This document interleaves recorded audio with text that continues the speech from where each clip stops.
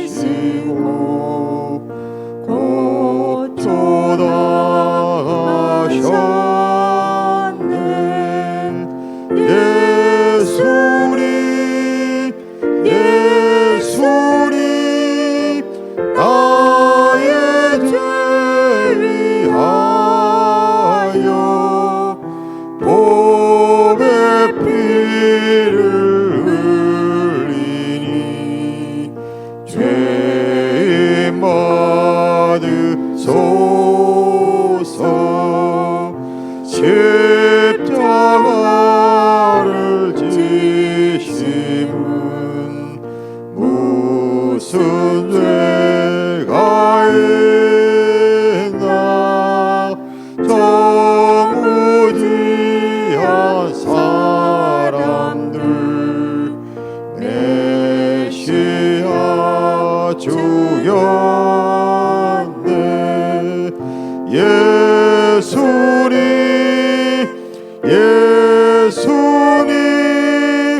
나의 죄 위하여 보배 피를 흘리니 죄인 받으소서. 비와 같이 붉은 죄 없는 이가 없네. 십자가의 공로로 눈과 같이 되네. 예수님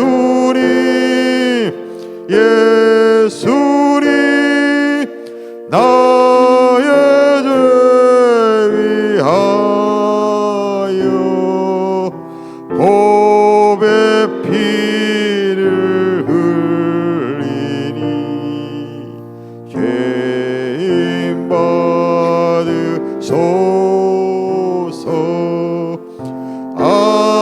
아름답다 예수여 나의 좋은 친구. 예수 공로 아니면 영원 영벌 받네. 예수님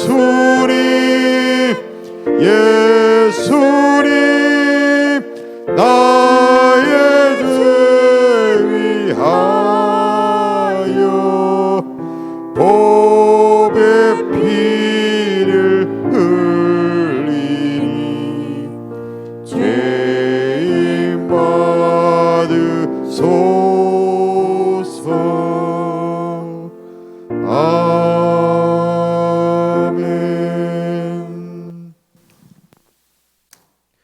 하나님 말씀 함께 보겠습니다. 출애굽기 24장 1절에서 11절까지 말씀입니다.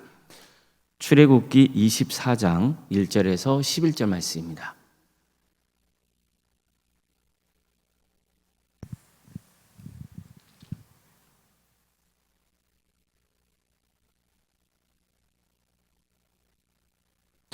출애굽기 24장 1절에서 11절까지 말씀을 교독하시겠습니다.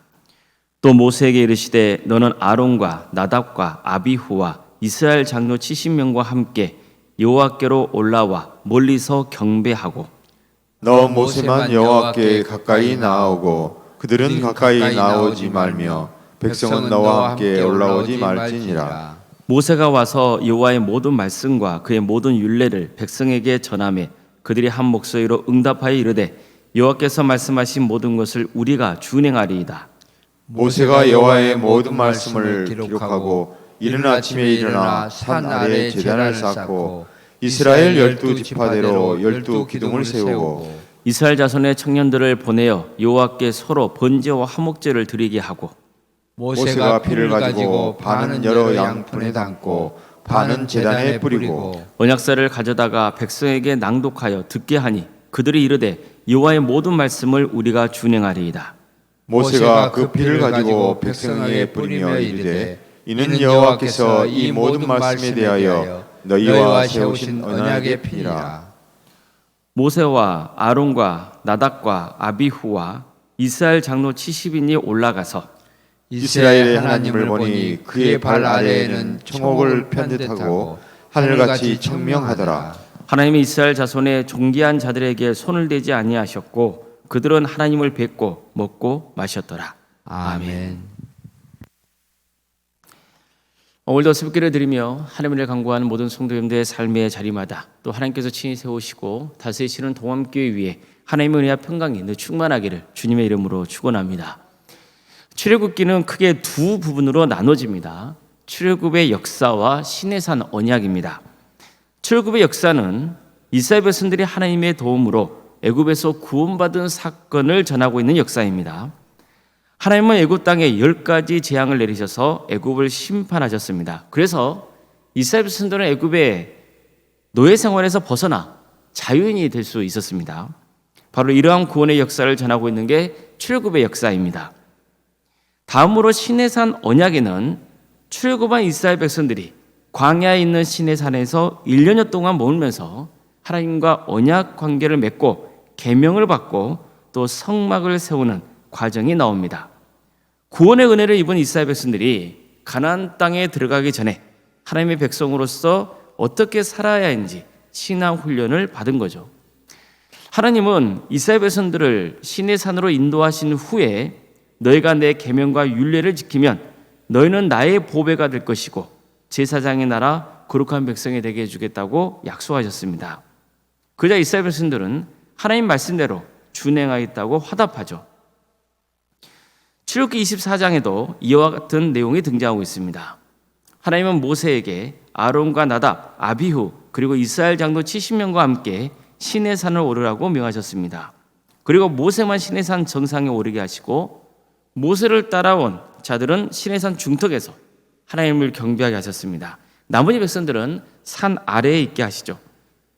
산 꼭대기에서 하나님을 뵙고 온 모세는 하나님의 모든 말씀과 율례를 백성들에게 전했습니다. 그러자 백성들은 하나님이 말씀하신 모든 것을 우리가 준행하겠다고 맹세합니다. 그러자 모세는 12지파를 상징하는 12기둥을 세우고 번제와 화목제를 드렸습니다. 특히 모세는 하나님 앞에 제물을 바칠 때 피의 절반은 그릇에 담아 놓고 나머지 절반은 제단에 뿌렸어요. 그리고 언약서를 들고 백성들에게 낭독했습니다.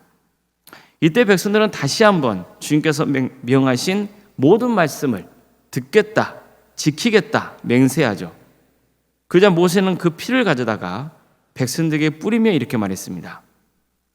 이는 여호와께서 이 모든 말씀에 대하여 너희와 세운 언약의 피니라. 피는 생명입니다. 피와 관련해서는 이미 출애굽의 역사에서로 등장했습니다. 바로 유월절 사건입니다. 하나님은 애굽 땅의 마지막 10번째 재앙을 내리실 때 애굽에서 처음 태어난 모든 생명을 거둬가시겠다고 하셨습니다. 단 이스라엘 백성들에게만 살 수 있는 방법을 알려주시죠. 어린 양을 잡아서 그 피를 집 좌우 문설주에 바르라는 겁니다. 그러면 그 집안에 있던 사람들의 목숨을 거둬가지 않겠다고 하셨어요. 그러자 이스라엘 백성들은 하나님의 지시대로 어린 양을 잡아서 그 피를 집 좌우 문설주에 발랐습니다. 그래서 그들이 구원의 은혜를 누리게 된 겁니다. 어린 양의 피가 그들을 살린 거죠. 정확히 말하면 하나님의 말씀을 듣고 순종한 결과 구원을 받게 된 거예요. 이게 유월절 사건입니다. 이 유월절 사건은 크게 두 가지를 알려줍니다. 하나는 어린 양의 피가 이스라엘 백성들의 생명을 대신했다는 겁니다. 이스라엘 백성들이 살기 위해서 어린 양이 희생을 당한 거예요. 또 한 가지 사실은 하나님 말씀에 순종해서 어린 양의 피를 집 좌우 문설주에 발랐더니 구원을 받게 됐다는 거예요.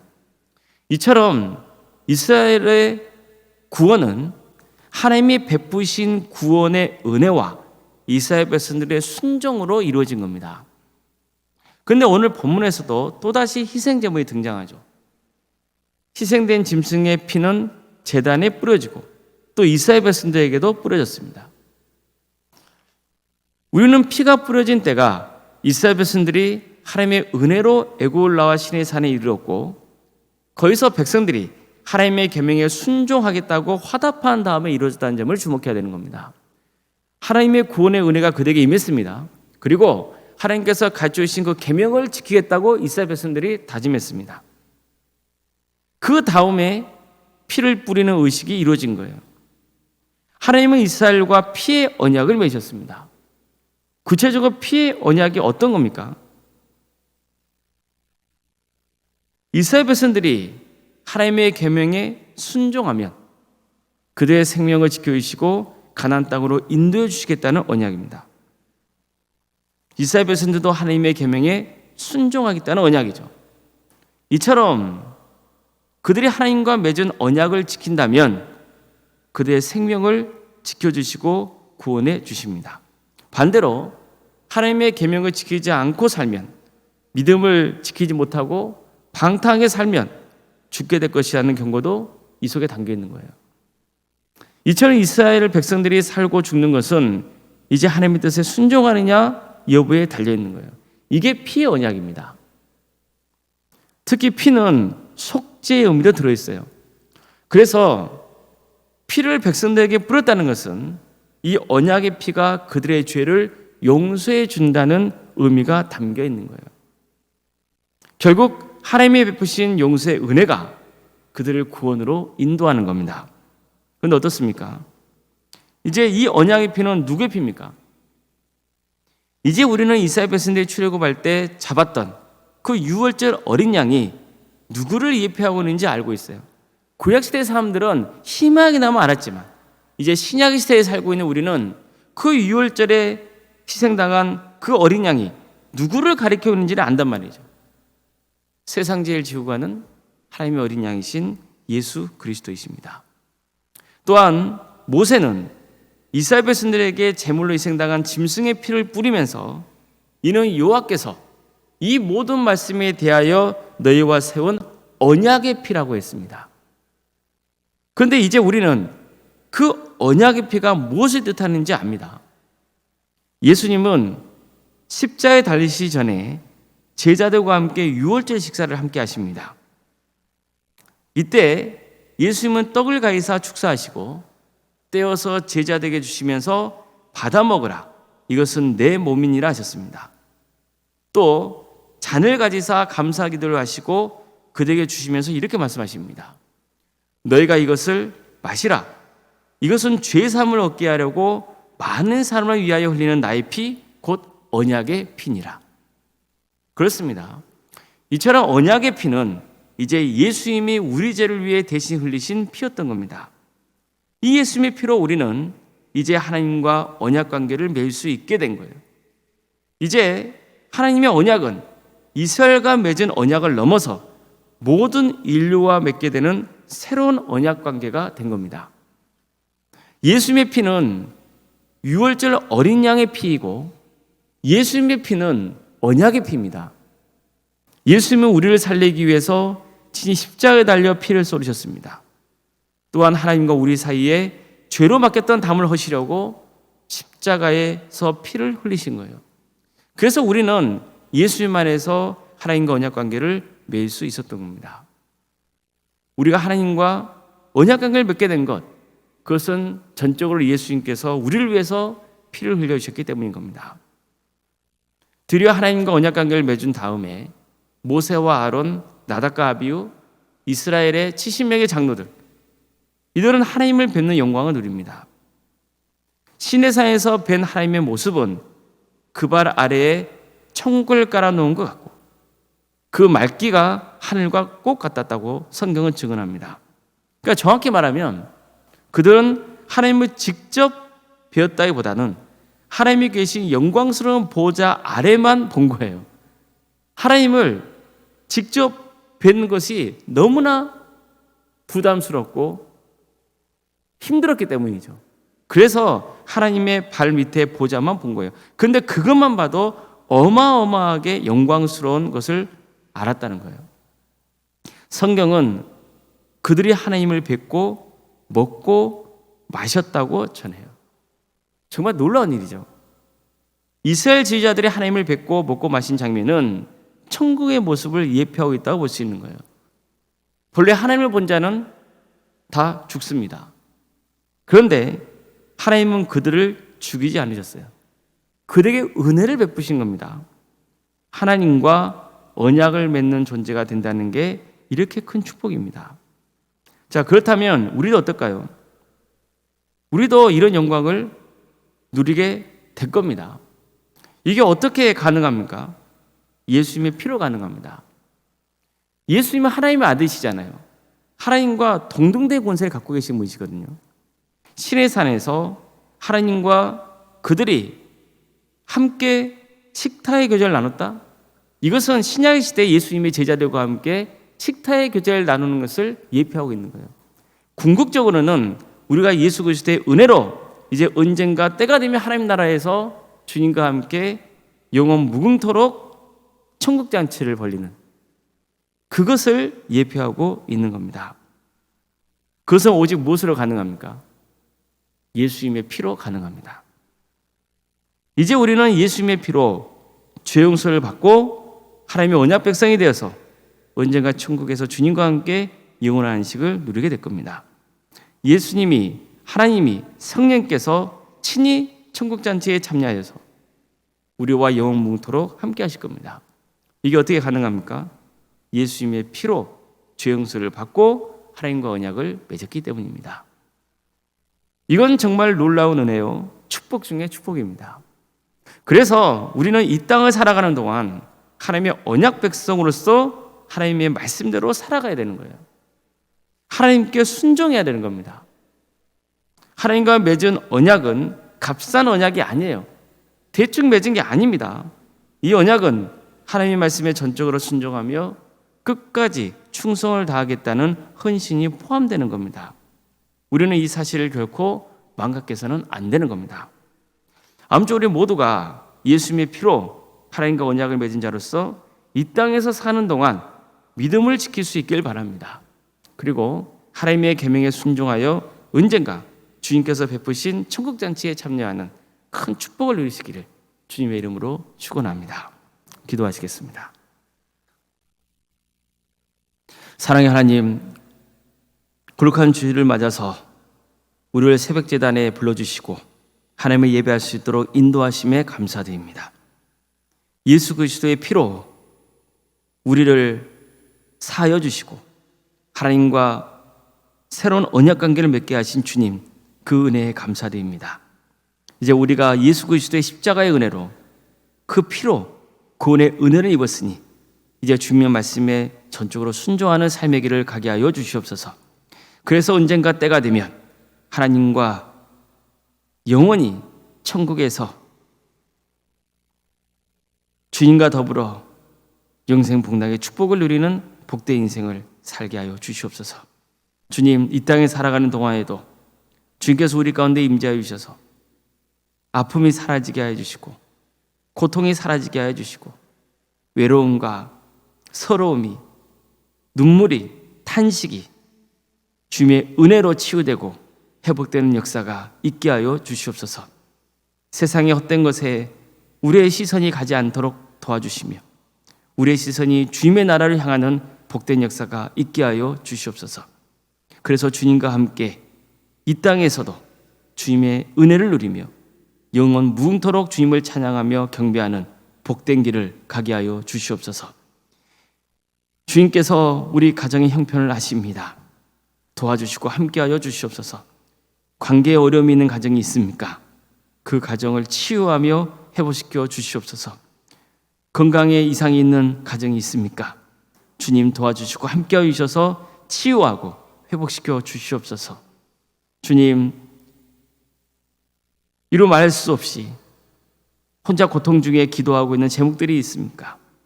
주님, 그 기도를 들어주시옵소서. 응답하여 주시옵소서. 언젠가 반드시 하나님의 때에 주님께서 친히 함께하여 주셔서 모든 것이 치유되고 회복되는 역사, 그래서 주님께 감사와 차고 넘치는 복된 인생의 길을 갈 수 있도록 인도하여 주시옵소서. 주님, 오늘 거룩한 주일입니다. 우리 성도들이 한자리에 모여서 주님을 예배할 때 그 예배를 기쁘게 받아 주시옵소서. 특별히 오늘 원로 목사님께서 말씀을 증거하십니다. 주님, 그 말씀을 증거하는 그 목사님, 주님께서 성령 충만케 하여 주시고 능력 있는 말씀으로 우리 성도들이 큰 은혜를 입는 복된 역사가 있게 하여 주시옵소서. 오늘 각 부서마다 들어지는 모든 예배 가운데서도 동일하게 역사해 주시고 우리 교육자들이 전하는 그 말씀에 권능 있게 하여 주시며, 그래서 유치부부터 장로모 모두의 일에까지 하나님의 풍성하신 은혜와 또 주님 안에서 사랑의 교제를 누릴 수 있도록 주께서 친히 함께하여 주시옵소서. 오늘 자리에 머물러 있건 우리 성도들 하나님의 예배하는 예배자의 삶을 살아갈 수 있도록 주께서 친히 함께하여 주시옵소서. 우리 동안교회만 아니라 세계 도처에서 하나님의 예배할 때 그 예배를 기쁘게 받아 주시옵소서. 예배의 자리가 무너져 있는 곳에 다시 예배가 회복되는 역사가 있게 하여 주시옵소서. 성도들 간에 사랑의 교제가 무너진 교회 공동체가 있다면 다시 한번 사랑이 회복되는 역사가 있게 하여 주시옵소서. 우리 북한 동포들, 주님께서 그들을 불쌍하게 해주셔서 그 땅을 회복시켜 주시고 다시 한번 많은 교회들이 세워져 수많은 영혼들의 주님을 예배하고 경배하는 역사가 있게 하여 주시옵소서. 오늘도 말씀을 증거하고 사역하는 목회자들과 선교사들 가운데 함께하여 주셔서 그들의 사역이 잘 지켜주시고 하나님의 권능으로 잘 감당하여서 많은 구원의 열매가 맺은 역사가 있게 하여 주시옵소서. 거룩하신 예수님의 이름으로 기도드리옵나이다. 아멘. 하늘에 계신 우리 아버지, 아버지의 이름을 거룩하게 하시며 아버지의 나라가 오게 하시며 아버지의 뜻이 하늘에서와 같이 땅에서도 이루어지게 하소서. 오늘 우리에게 일용할 양식을 주시고 우리가 우리에게 잘못한 사람을 용서하여 준 것 같이 우리 죄를 용서하여 주시고 우리를 시험에 빠지지 않게 하시고 악에서 구하소서. 나라와 권능과 영광이 영원히 아버지의 것입니다. 아멘.